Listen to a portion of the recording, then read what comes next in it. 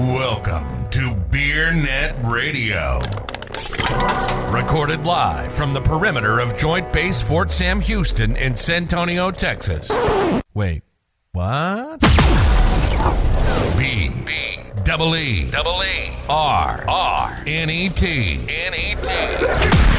Beer Net Radio. Have y'all listened to the intro music yet? Oh, it's awesome. You do? Okay. Welcome to Beer Net Radio. It's pretty obnoxious, right? I think it's good. It Except wakes everybody up. It's like, Antarctica. hey, this is a serious podcast. You better get your shit together. Put your headphone. Yeah, get ready.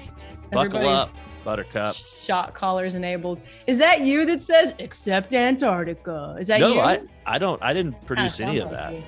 I mean, I told him kind of what I wanted, and he did a really good job first try. And so we're doing other ones, you know.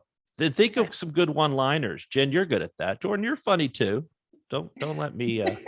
Jordan is fantastic at titles and names. Yes, he is. He's got that down like Cancun Cruise and Monstellation. Yeah. In fact, I came up with Monarchy, but that was derivative of Jordan's work. So Yes. Beer Net Radio in the back. Is that a invitation to plug in my? Let's get jamming, Jen. This Drizly thing. Jen, I wanted to ask you, because you go to a lot of doctors for all your various ailments, some of which are even real. Imagined or otherwise. Imagined or other. And listen, hypochondria is a sickness, so don't, I've got a bit of it. Oh, I know. But so I went to the emergency clinic because my gout was flaring up and I don't want to take any risks. And so I had this doctor, and she was, middle-aged, and she seemed like she was lonely, and she was very excited to see a patient that just didn't have COVID, because that's basically everybody else was getting COVID tests. And I felt like she was a really good doctor, although she was too good of a doctor. And, and let me put it this way, I told her all the things I needed. I've had gout for 20 years. She goes, oh yeah. And then she just gave me extras, not pain, but just just take I was like, oh, okay. And then she wrote me a script to have you could do this, a prescription to have the airline carry me from the curb in a wheelchair all the way to my seat. Oh, I was like, oh, wow, this doctor is starting to pay dividends. And then I was ready to leave. And that's when things turned a little south, because I feel like she didn't want me to leave that room. And, we had things to do. And she started telling me stories. One of the stories is that if she has to go to certain airports, like Denver or something like that, she writes herself a script, even though she's perfectly mobile, so that she can get across airports. So then I felt like we were getting overly familiar, and I was starting to get very uncomfortable. And, she just admitted a felony to me, basically, to a stranger. And I walked away thinking, is this a good doctor or is there something off? I mean, what is your opinion? Would you go back to this doctor? Well, did she offer you opioids gratuitously? She actually did, and I declined them. Whoa. Mainly because I don't want to be in a database, because when I need care and I need opioids for reals, I mean, don't get me wrong, I was hurting, but I'm not sure I needed a script to take me in a wheelchair through the airport. I can still hobble around. But when I want them for real, and I don't want them to say, well, look, he's gotten them back here. He looks like a pill a pill shopper or whatever. Yeah, if your spidey senses are going off, there's probably something a little off. I was just reading somewhere, and I forget exactly where, but it's technically legal, but pretty frowned upon for doctors to write their own scripts. Maybe we were talking about this. So that is a little, especially if she doesn't need it, but maybe she does. Who knows? It's a no harm, no foul type of script. If you're going to go over somebody, the airlines are the perfect candidate. But Is that I a don't. prescription or is that just a doctor's note? Yeah. It was on a script pad, and Really? it looked. I'll show it to you. It looks very official. I'm definitely bringing it just in case. See if who she'll knows? get you that script pad so that we can just write whatever we want. I know. Because those script pads, I noticed they have like special paper that you can't photocopy. Like it's almost like money. It Yeah. has like gold thread in it, or because I was in college, I would just photocopy them and say, Harry was sick for the test, and I know this shocks you, and I don't, especially yeah. Jordan. I know you look upon me as Shocking. a role model, if you will. But there were times when I did have to get out of stuff. It was kind of a fun little adventure. I'm definitely will go back because at least she's, I hate to have to. The doctors think they know better. Oh, let's take X-ray. I'm like, I know what it is. I have the arthritis and I got the gouts.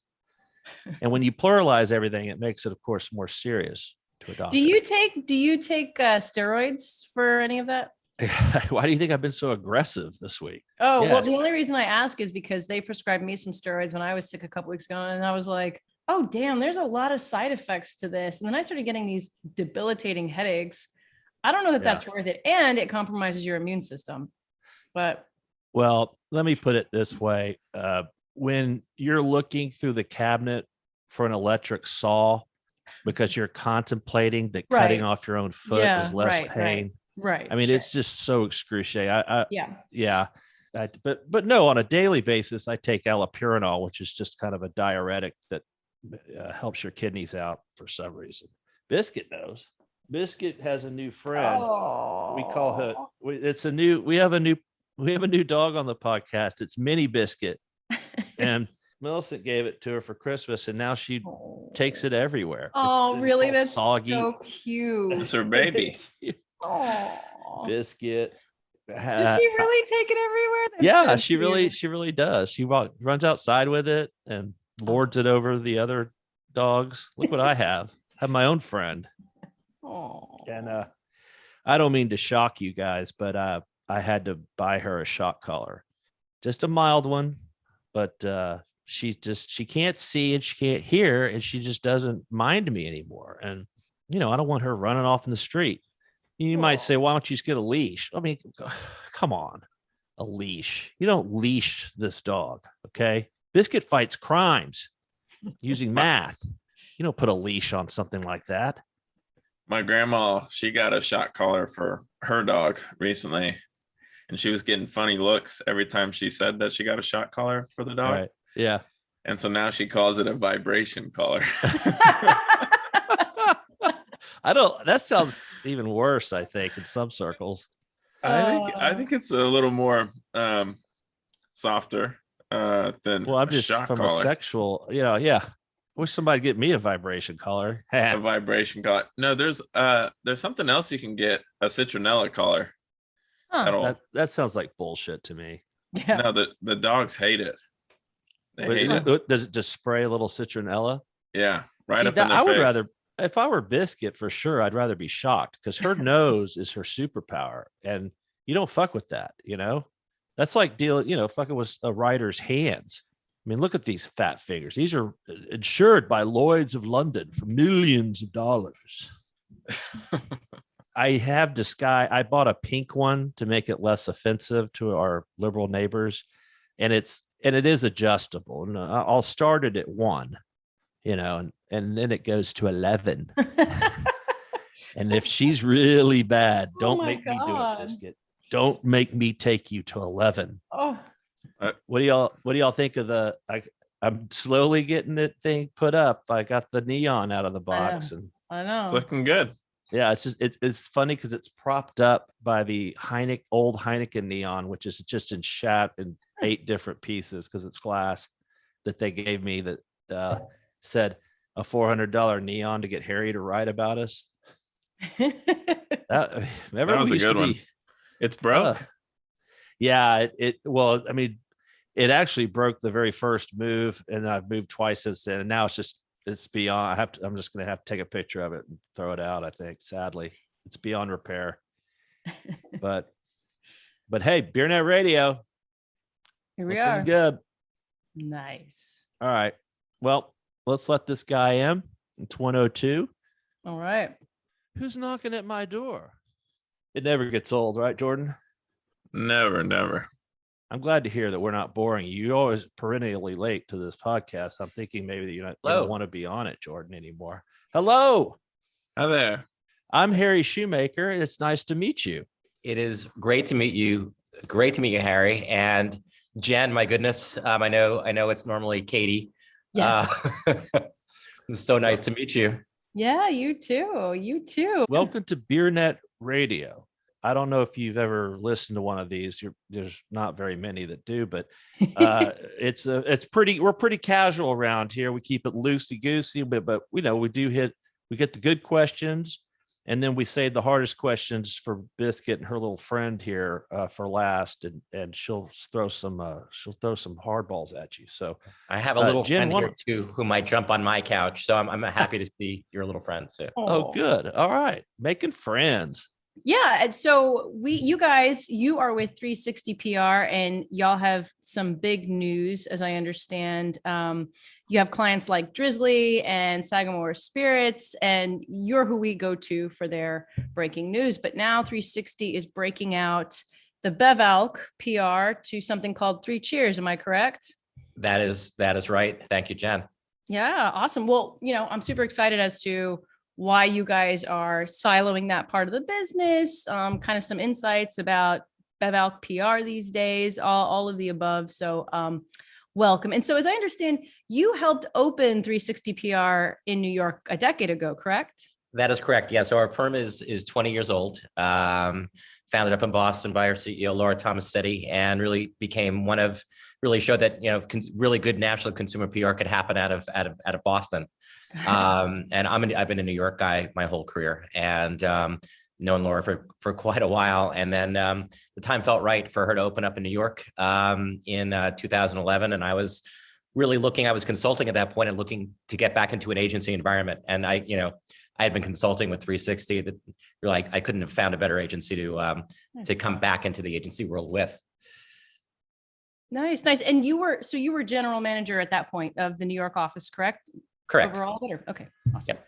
So now the big move is a bev-alc specific agency, Three Cheers, which will also be based in New York. Based in New York. Yep. Okay. We're down on Varick Street, where media and tech and culture, everything is in Disney's new headquarters are being built across the street. So it's going to be, nice. Yeah, only getting better.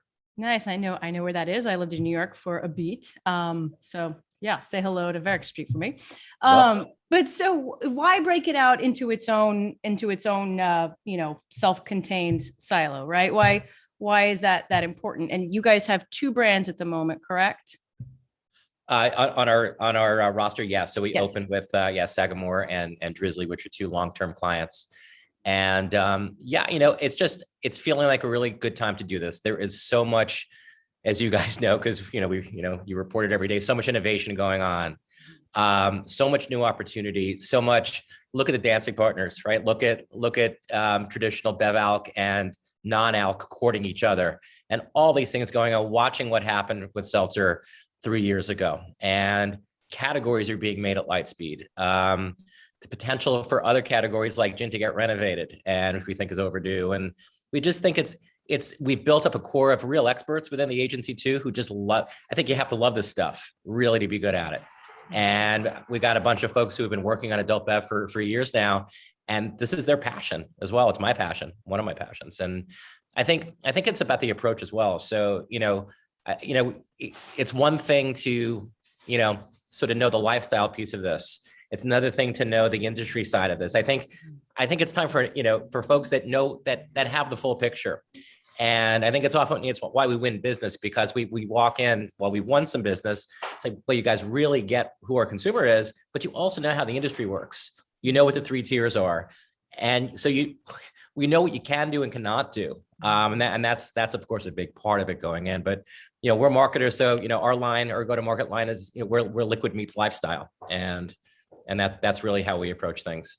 It seems like, I think you make a good point, because most PR firms is like, here's a drink recipe for the holidays, or, just stuff like that, which is fine. That's, you have to have a consumer facing point, but you really also, people forget, you got to sell the wholesalers and the retailers on what's going on too. And that's a more serious component of it, and understand that, hey, a sweepstakes in Texas is probably not going to fly. It's illegal. And, those little nuances that I think is what you're getting at. And so how different is bev-alc? We kind of just went through that, but in other ways compared to other like CPG, PR type firms. Yeah, well, I very similar and very different. So, like, look, we look at things from the consumer, from the audience side first. So in that obviously in that way, it's the same thing. I mean, you have to, we're insights driven. Our agencies 360, has always been insights driven. It's become more and more part of public relations. Happily, as PR has gotten a bigger seat at the table, along other marketing functions as the lines have blurred. So you have to go in it that way. But then when you layer on true knowledge of the industry, you really can develop. And, we take a campaign mentality. So Harry, you're right. I mean, look, we develop drink recipes for our clients, and because we think about the time of year it's going to be, and we look at what hasn't been done, but that's part of a campaign. You can't hang a brand on that. And I think the right, what we say and how we do it resonates with the right prospects. I'm curious, you talk about campaigns, but I would think, PR is different than other kinds of media that bev-alc and other companies invest in, right? So how should one, especially in bev-alc, how should one's PR strategy different from their larger media strategy? And can you point to anyone who you think is doing a really good job of that? Yeah, no, that's a great question. And I think the answer is they shouldn't differ. They should be the same. Okay. Now that, lines are blurred between, what's organic coverage, what's paid coverage, what's something in between, what's a media buy, is it going to be all digital? Everything. So you have to start. So like, look, our best relationships, we started, at the brand house level, where we're talking about, obviously first, what are the revenue goals? Like what are the share goals? You start there and you build your campaign up from there. You develop the strategy, and we sit alongside CEOs, CMOs, and that's how good and we partner with their digital agencies, if we are not the digital agency in some instances, with their media buyers, and we build it up from the bottom. And that's how you really have to do it now. And I think who's doing it well. I mean, I could speak, and it's not just a commercial for a client, but Sagamore really gets it. Everything that we've always done with them since they were tiny has been completely integrated. And everything from what happens on premise on their Friday Rye Day activations, Friday the 13th, when they do something special, but we build that, that's from the ground up. But I think the other piece of it too is building it with sales, because it's often like PR, always, for too long was a stepchild. Oh, let's get some PR now. We have the plan. And then we look at this thing and we say, oh my goodness, what are we going to do with this? I can't PR this unless you spend another X number of $100,000. It's way evolved beyond that. But I think you have to get buy-in from sales early on too, because ultimately, if you're going to do a fully integrated campaign, it has to flow through the on-premise and off-premise ideally. Are there any, you mentioned Sagamore, and they're, for those who don't know, they're a New York-based whiskey company, correct? Maryland-based. Okay. Maryland Rye. Yeah. Got it. But they have RTD products too that are getting to other markets. Interesting, up and coming. But does it differ for a much larger company like a Beam or something like that, right? Well, yeah, certainly. I mean, because obviously you look at the level of spend. That's possible, and it varies. But I think we're seeing integrated thinking everywhere. And look, the brands, I think you have to look at the brands that sustain. I mean, you look at a brand like Johnny Walker and what they have done and how they've evolved over the years. And it never seems tactical. It always seems, and of course it's all tactical, you make this up. But it's always staying true to who the brand is. And I think that's the key. I think it's trying to, have a position, own it, do the things that gives you ownership of it. And look, when you have to adjust and change, you do that. But don't do that too often, get it right and keep building on it. I think, the obvious one to point to in the beer business is Corona, where, it's consistent. It's been going on for 30 years, really the same campaign, but it's evolved. Another point though that you touched on that I think is important is you're right, especially historically, that a PR is like, oh, well, now we need to do the PR now that the campaign's done. And like you said, I mean, PR is not an afterthought, especially anymore. PR is the media. It's all, earned media is all media now. It's the most important. And it has to, the same message has to be going through. And Johnny Walker's a perfect example of that. It's strategic and tactical. Without seeing, it may seem strategic, but the best strategies don't seem tactical. Absolutely. To the end user. Is that right? Or absolutely? No, you didn't make it up. I mean, for getting back, you were talking about whiskey Sagamore. What we, one of the first, really, their story is a revival of Maryland whiskey, and Maryland was the number 3 whiskey distiller, until World War II, until the Prohibition. They were way out in front, making whiskey before Kentucky was even in anything. And so one of the first things we did was a campaign called Bourbon's Older Brother. And we did that and basically it opened up a wiki and invited people, if you know something about whiskey history, and we built a timeline, help us tell that story. So we made it inclusive, and we made it all, really what Sagamore wanted to do was own the idea of rye from Maryland. So we sort of built, and that continues, even though it's really, really evolved, as they've now this year, their own juice is now fully out there in bottles. And that story only gets better because it's all about being fully Maryland made at this point. And so they've gotten past the point of blending to get the age up. Is that kind of what you're? Yeah. It's always been their mash bill. They have a really interesting high, low. They blend 2 mash bills.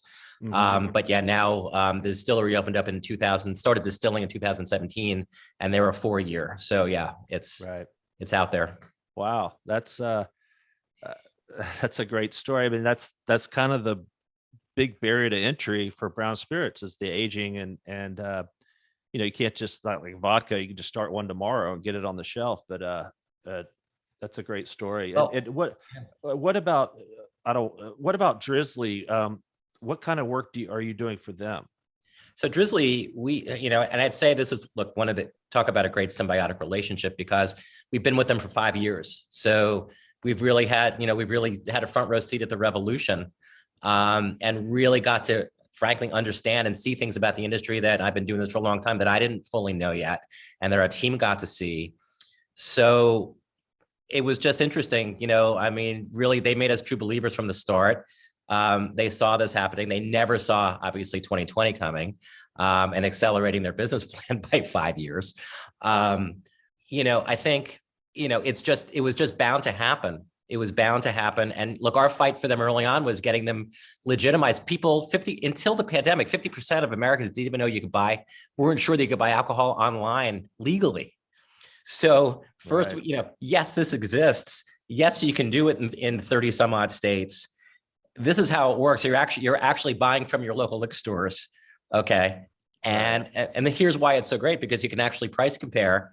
You'll get the biggest selection. We had all these great stories to tell, but we had some skepticism and some, yeah, that's great. That'll never last. But they really stuck with it. We stuck with them, they stuck with us. And we really got ready for 2020. We were more ready for 2020 than we knew, I guess. I was going to pop in real quick. Do you have access, and do you get to leverage some of the data from Drizly too for, clients that may come on later and say, hey, well, here's how you're doing on this platform? Well, I could let Jenn answer that question about, so yeah, we do for Drizly all the time. And the answer is yes. So we're able to, and most of that stuff becomes available through what Drizly releases in their bev-alc insights. Yeah. So we're not telling tales out of school. And we just happen to have a lot of that at our fingertips now. And it's incredibly valuable. It gives us insight that I have to say, we're just really fortunate to have. I'm curious if obviously you guys are looking to add more clients. Do you want to add more Drizly-like clients or more traditional, beer, wine, spirits-like clients, or is it both? Well, I think we're pretty well taken care of in the marketplace side. We're looking for really focusing out of the gate on spirits. There are so many categories that we've worked in that we will work in, and obviously, you know, the seltzers and the RTDs. I think what's getting really interesting about those are, you know, it's now becoming, as you guys have, you know, reported, you know, it's becoming a share game, right? You know, certainly for seltzer, and marketing has become that much more important. You're not going to be able to just keep throwing it out there. They're not going to take it anymore. You know, all of our research, you guys saw our retail report for Drizly this year saying, you know, we're not going to just stack it out like we used to anymore. So, you know, there has to be more of a commitment to marketing behind all this. You guys should take on a tequila brand. Tequila, absolutely. We've worked on tequila.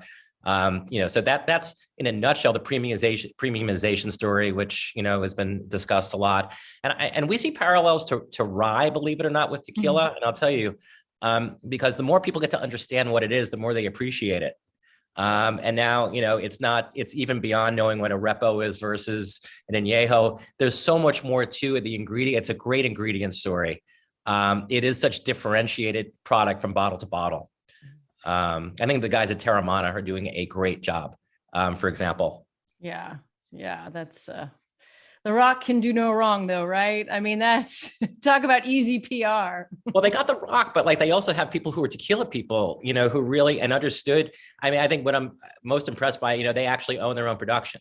They're not, you know, they're not contracting, you know, so they're really doing this the right way. Right. You know, they often say, I'm going to build a tequila brand. Especially. What's that? I say that's very rare, particularly in tequila, you know, or any spirits really. But Mexican tequila is like you said, there's another barrier to entry. It's not easy to get into. It is not, and yeah, so much of that stuff is under contract, especially during the boom times. You know, nobody, you know, you don't just boom like put a label on a bottle. You know, the only way to do that is to buy. It takes years to grow a mezcal plant or a cactus, doesn't it? What is it, like 17? I don't know. 17 like years, 15 years or something. Yeah, that's fascinating. What is?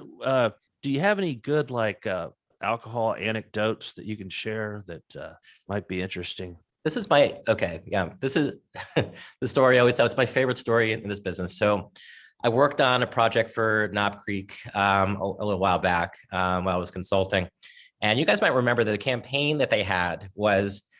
Basically, the tagline was "Thanks for nothing," and what had happened was, you know, they had the 9-year aging statement even back then, and in the year 2000, they had under forecasted the bourbon market for 2009. So what happened? 2009 comes around, they had nothing left in the barrel to dump, and so they went the other way with it. They're very smart and said, "We're going to make something of this, and we're going to thank our fans for, you know, selling out this liquid." And we can't bottle anymore right now because it's not fully aged, and we'll never take it out of the barrel before 9 years. So they said, "All right, how can you help us bring this to a wider audience?" And we have the advertising. And so what we did was, and it really turned out to be ahead of its time. We did a webcast. This was back in I'm old, 2009, and we did a live webcast, broadcast quality from the Knob Creek House in Claremont, where we had Fred No come on and talk to all the Knob Creek fans about, here's where we are, here's why we can't do it. We're going to come back when we can dump the barrels. But right now, I want you to understand why, you know, you may have a hard time finding some of this. And it was phenomenal. But the really fun part came in when the event was over, the webcast was over, and we're standing around, of course, you know, it's the air there smells like bourbon, like it's incredible. And Fred says, "Rob, come here." And I said, "What?" "I want you to meet the Russells, my friends." You know, they're all friends, those guys. They really respect one another, friendly competitor. Yeah. Like, wow, hi, Mr. Russell. Great. So for our listeners, you know, Fred No is like the great grandson of what, Jack Daniels or Jim? Which one? Jim Beam. Seventh generation Beam distiller. Yeah. I'm sure his ancestors are rolling in their grave that I got Jack Daniels and Jim Beam mixed up, but. Yeah, I mean, those guys are all legends, and it is kind of cool that they're and why wouldn't they? I mean, it's still kind of a cool industry, steep, even though they're owned by giant corporations now. There's still a lot of heritage in that Tennessee and Kentucky and Maryland, like you said. I mean, that the reason Maryland was such a before Prohibition was because it was right next to Washington, and that was really, you know, Washington and New York were the only two markets really for any high-end spirits at the time. No, George. I mean, well, way back when George Washington was a distiller. Okay, I mean, like, yeah, I mean, like everybody did it. Yeah. But to finish off that story, so it got really, really good after that. And Fred then said, so Rob, I want you to come inside. I'm working on some. He knew, like, I'm a guy from, New York. He never tried this stuff. He brings out a clear bottle. This is called White Dog. I want you to try it. And oh yeah, it's really good. I love it. Thanks, Fred. Yeah. But listen, I was well into the beer industry before I knew that bourbon doesn't just come out of the distill clear. I thought it came out brown. I think a lot of people still do. I mean, it's obviously white. It all comes out as White Dog until they barrel it. But you say that, and it's very emblematic of the, like, sort of, so our folks know that stuff, right? It's just amazing, like, how little now, and until you've done it, you really don't know it. It's a tough category to get good at really, really quickly, adult beverage. Right. It is. And we were talking to somebody yesterday that from the non-alc world, who's very successful in that world. And he's like, it's just so much harder because you're not dealing with 2 distributors. You're in very few accounts. You're dealing with 600 distributors and lots of accounts. And it just takes a lot more people and money and to get something on the shelf. So what are your plans going forward to I guess continue to add clients, and what else? Yeah, I mean, continue to add clients. We actually named ourselves 3 Cheers because we have this alcohol expertise. There's a nice wink and a nod back to 360 with 3. But what we see next is there's obviously not just the liquid itself or the spirits, and the beer and the wine, but there's mixers. We have deep experience. We've represented stirrings. We work with Jenny and Maria in their early days at Al's Brew. I know they'll be at your conference. I'll be at your conference, actually. Looking forward to seeing you guys. Good. And even looking around, like, glassware, barware, the whole ecosystem. And eventually, the whole idea of 3 Cheers was left broad because it's meant to be celebratory. So if you think about, chain restaurants, you think about other places where people gather to have a good time, often involving alcohol, we could go there, and we have experience in all those categories too. Well, good. Jenn or Jordan, anything else to wrap up the weekend? I'd like to start it right now. I think you could tell Biscuit's rearing to go, ready to get after it. Right, Biscuit? Yeah. Hey, Biscuit's... Rob, are those, if I'm wrong, I'm going to look like an idiot, but are those like lithographs of the Odyssey behind you, or what are they? So we just had these refrain. Yeah, so these are from mythology. It's called the Travels of Gilgamesh. Okay. Okay. Yeah. And yeah, they're these like almost like paper mache sculptures, and yeah, we just got them reframed. Cool. I love them. Wait. They're sweet. I like Jenn. That was a great guess, though. That does kind of looks like Homer. Looks like right? It is a Homerian type Odyssey. Yeah, there's a book that goes with it, which I can't find right now. But yeah. Oh. Yeah, lashing yourself to a post to avoid the sirens song. Yeah, the PR business, the same thing. Yeah. It's metaphorical, right? Yeah, exactly. Well, Harry was never able to avoid the sirens. No. I do now. Get to that age. Well, thanks, Rob, for being on. I look forward to seeing you next week, and we'll keep in touch. Good luck. And hey, thanks for drinking beer. Hey, thank you guys, and thank you for having me. I really appreciate it, and so nice meeting you all. Nice Likewise. All right, guys, take care. Have a good weekend. Have a good weekend.